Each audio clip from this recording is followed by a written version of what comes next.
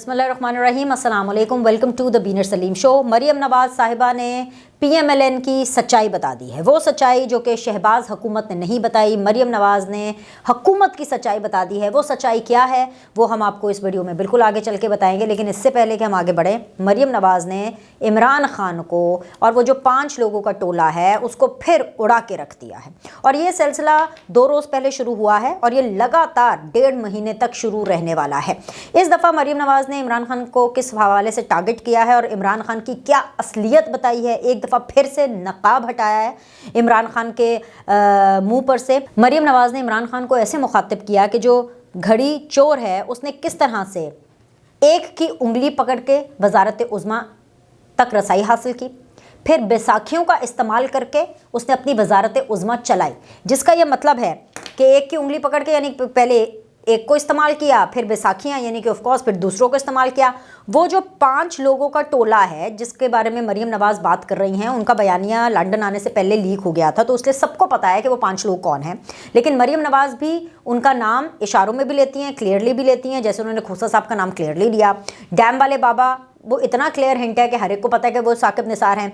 बाकी जनरल बाजवा हो या जनरल फैज़ हो, उनके हवाले से भी वक्तन फ़वक्तन जो है वो बातें होती रहती हैं, लेकिन मरियम नवाज़ ने इनकी तस्वीरें भी दिखानी है और इनके हवाले से सारी बात भी करनी है। लेकिन अभी जो रिसेंटली उन्होंने इमरान खान को एक करारा जवाब दिया है इस बात का कि जब इमरान खान पेशावर अटैक के बाद आराम से मीडिया के ऊपर आके कहते हैं कि भाई मेरी कौन सी जिम्मेदारी है खैबर पख्तूनख्वा के अंदर, तो मरियम नवाज़ ने उनको आईना दिखाया, वो आईना जिसको देख करके पाकिस्तान तहरीक इंसाफ फिर से बुरा मान गई है। मरियम नवाज़ ने यह आईना दिखाया कि भाई जो खैबर पख्तूनख्वा के 417 अरब रुपए जो शख्स खा गया, जिस शख्स ने खैबर पख्तूनख्वा के अंदर 10 साल हुकूमत की है ऑलमोस्ट, उसके वो गया तो है नहीं वहाँ पर, एक तो पेशावर के अंदर जब ये अटैक हुआ, और दूसरी बात ये है कि वहाँ पर सारे फंड्स खाने के बावजूद, सब कुछ वहाँ पे सफाया फेरने के बावजूद जो है वो ढिठाई से वो शख्स झूठ बोल रहा है। सबसे इम्पॉर्टेंट चीज़ ये है कि जो खैबर पख्तूनख्वा की जो पुलिस है वो रो पड़ रही है, जो IG खैबर पख्तूनख्वा हैं वो रो पड़े हैं,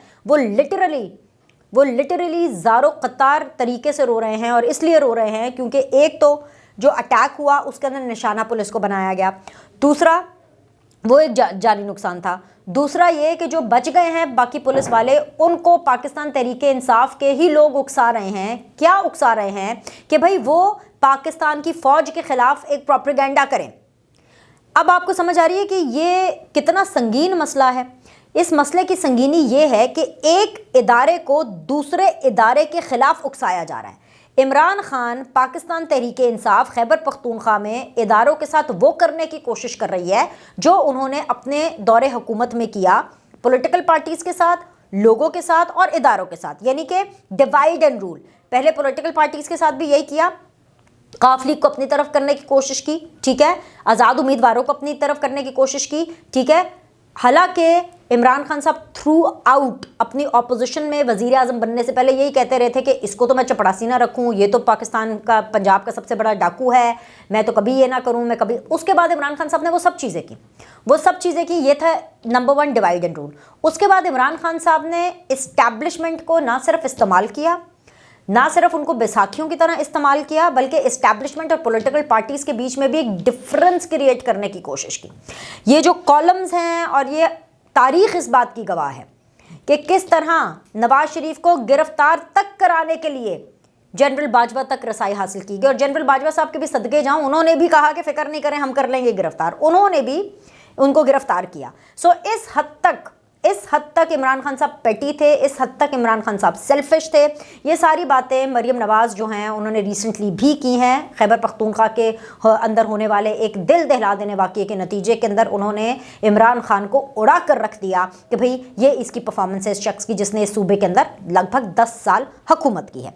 हैवन सेड दैट, मरियम नवाज़ ने खुशखबरी भी सुनाई है PMLN के वोटर्स और सपोर्टर्स को, और वो खुशखबरी जो मरियम नवाज़ साहिबा ने सुनाई है वो खुशखबरी ये है कि वो कह रही हैं कि आने वाले चंद हफ्तों में नवाज शरीफ साहब पाकिस्तान में होंगे। नवाज शरीफ साहब ने वापसी की तैयारी कर रही है और वो अब जल्द ही पाकिस्तान में होंगे, चंद हफ्ते लगेंगे।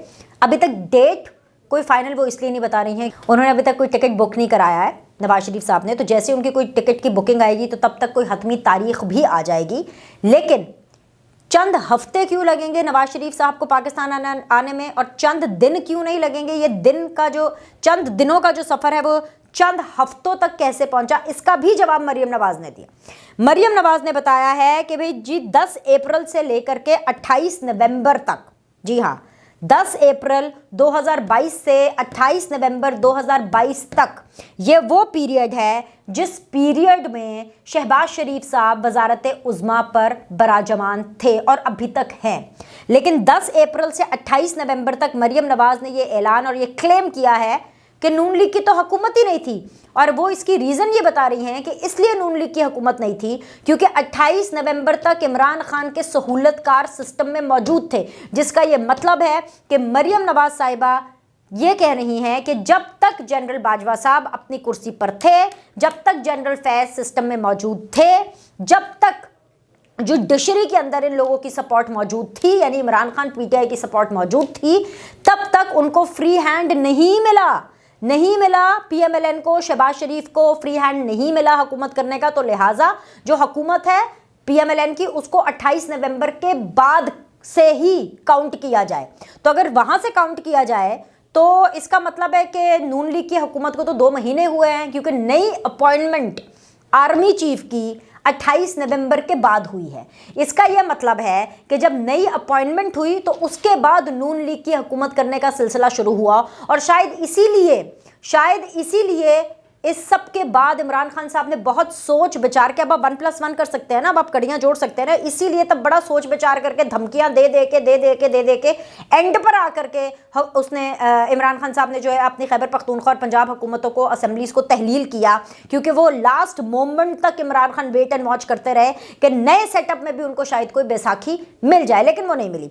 नवाज शरीफ का जब मैं कहती हूँ कि चंद दिनों का इंतजार चंद हफ्तों में अभी क्यों तब्दील हुआ, और मरियम नवाज क्यों कह रही है कि चंद हफ्तों में वो वापस आएंगे, क्योंकि ट्रस्ट डेफिसिट अभी भी है, अभी भी ये चेक किया जा रहा है मरियम नवाज पीएमएलएन के उस सेक्शन की तरफ से जिसने नवाज शरीफ से तमाम तर ऑर्डर्स लेने, क्योंकि हुकूमत करने वाली पीएमएलएन अलग है। आई नो ये काफ़ी कॉम्प्लिकेटेड सिचुएशन है, आप लोगों को इसको समझने में थोड़ा सा वक्त लगेगा, लेकिन ये सच्चाई है। इसलिए कॉम्प्लिकेटेड है क्योंकि एस्टैब्लिशमेंट इमरान खान से गेट रिड करना चाहती थी, और उसकी रीज़न ये थी कि सबसे इंतकाम लेने के बावजूद, हर चीज़ करने के बावजूद इमरान खान परफॉर्म नहीं कर पा रहे थे, और सारा मलबा फौज पर आ रहा था। क्योंकि हर कोई ये कहता है, अभी तक हम सब ये कहते हैं, सब तमाम लोग ये कहते हैं कि भाई आरटीएस बिठा करके इमरान खान की हुकूमत को बनाया गया, और तब भी नहीं बना सके, तब भी वो डेंट नहीं पड़ा पंजाब के अंदर, फिर भी नून लीग ने वोट लिए। इतने तमाम तर पॉलिटिकल विक्टिमाइजेशन के बावजूद भी नून लीग डट कर खड़ी रही, उनके बंदे नहीं टूटे, उनका वोटर उस तरह से नहीं टूटा, और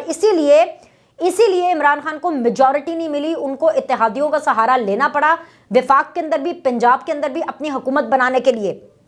तो इशू ये है कि जब तक जो ये नए आर्मी चीफ और नए इस्टेब्लिशमेंट के सेटअप के साथ पूरी तसल्ली नहीं हो जाती, ये तसल्ली नहीं कि साडी मदद करो, नहीं, इसको मिस इंटरप्रेट नहीं करना, ये तसल्ली नहीं हो जाती कि भाई इस दफ़ा नवाज शरीफ को और मरियम नवाज को पॉलिटिकली विक्टिमाइज नहीं किया जाएगा, और नवाज शरीफ को एक फेयर ग्राउंड दी जाएगी, पॉलिटिकली एक फेयर ग्राउंड दी जाएगी, एक इक्वल ग्राउंड दी जाएगी, तब तक नवाज शरीफ वापस नहीं आएंगे। एक चीज़। दूसरी चीज़ जो बड़ी इंपॉर्टेंट है वो ये है कि मरियम नवाज ने टेलीविज़न के थ्रू ही अपना पैगाम शाहिद खाकान अब्बासी तक पहुंचा दिया। शुरुआत बेसिकली शाहिद खाकान अब्बासी साहब से हुई।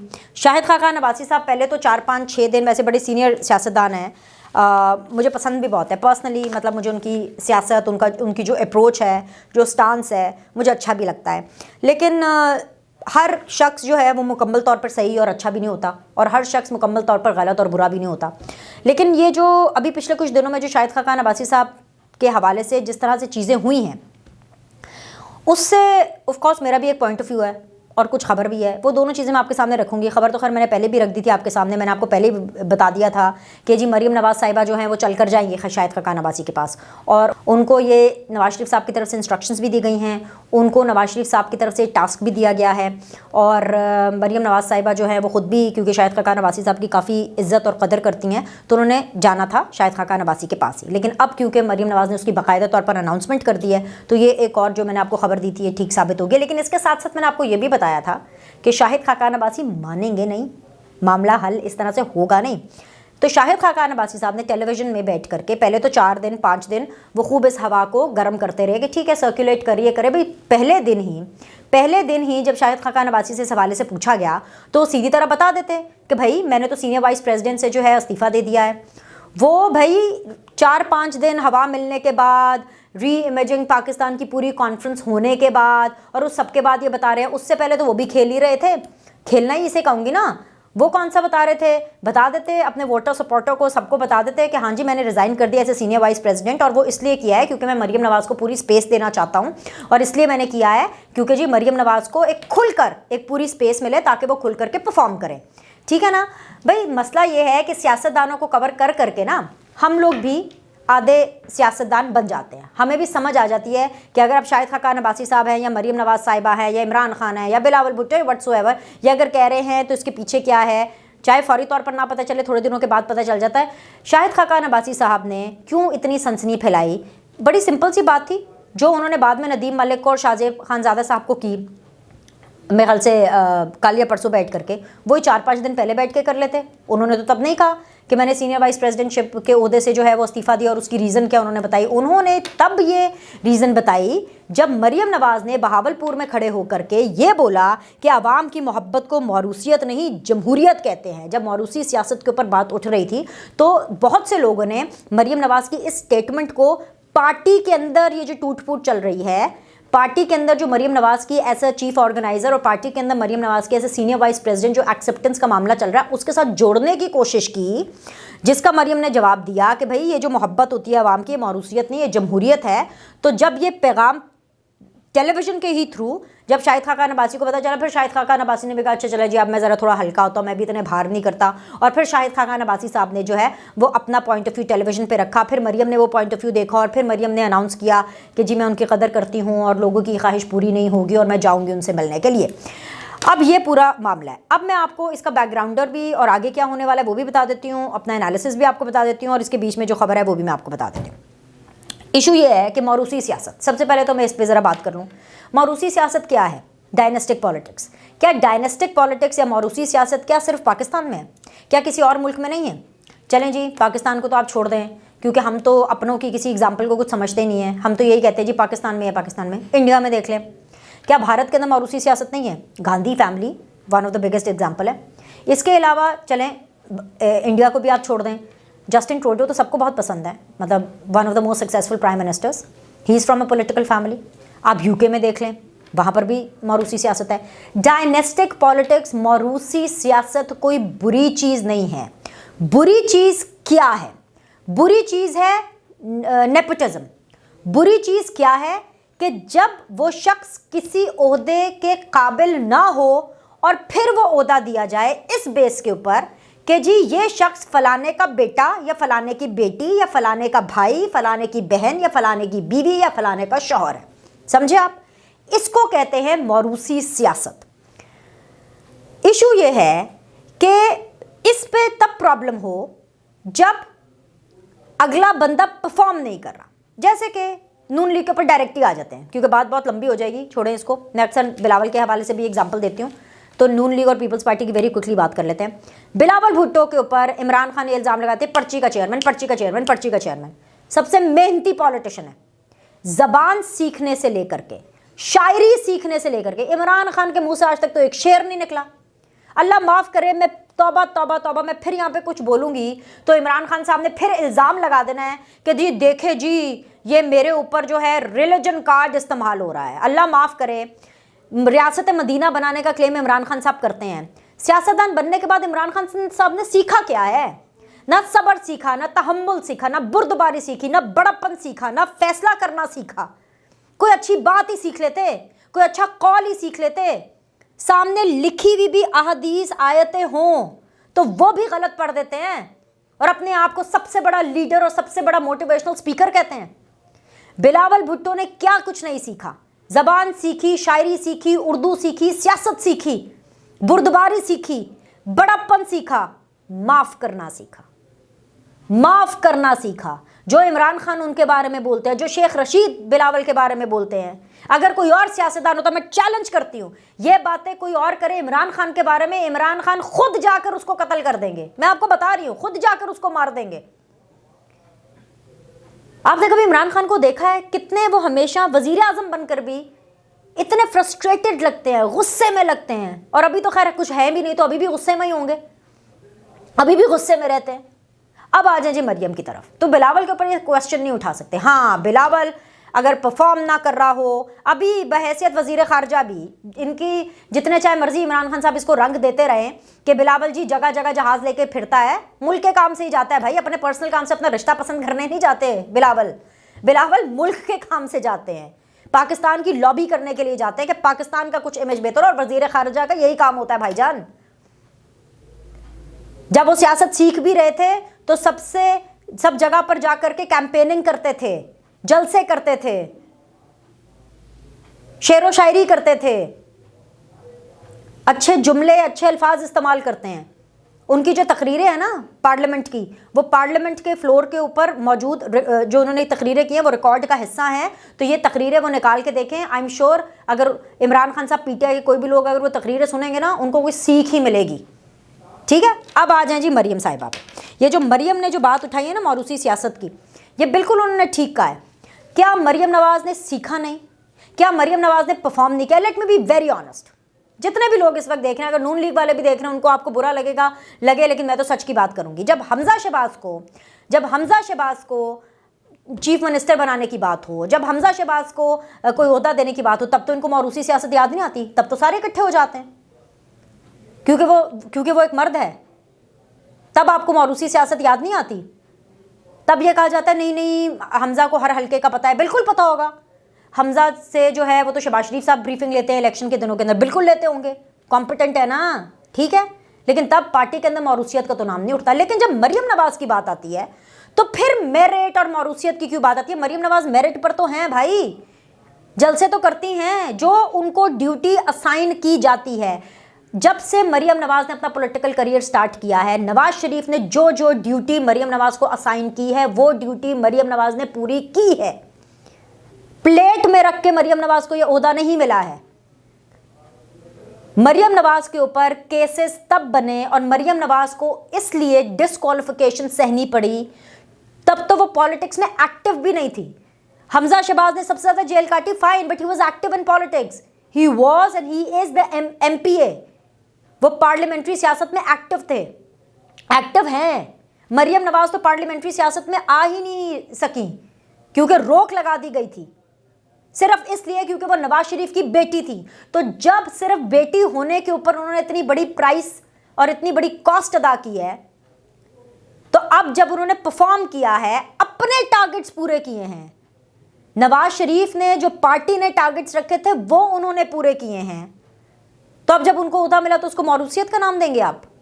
और हाँ, जहां तक बात रही शाहिद खाकान अब्बासी साहब की, मैंने पहले भी बोला, शाहिद खाकान अब्बासी साहब हो, मिफ्ता इस्माइल साहब हो, मिफ्ता इस्माइल साहब भी शामी साहब के शो के अंदर बोल रहे थे कि नहीं हम उनको स्पेस देना चाहते हैं, लेकिन हम एक इमेजिंग पाकिस्तान के नाम से ग्रुप बना रहे। बिल्कुल दें, बिल्कुल करें, बिल्कुल करें, 100 बिस्मिल्लाह आप करें। लेकिन ऐसा क्या है री इमेजिंग पाकिस्तान के नाम से जो आप मरियम नवाज के साथ शेयर नहीं कर सकते और उसको सपोर्ट नहीं कर सकते? जाएं, उसके साथ जलसों में जाएं।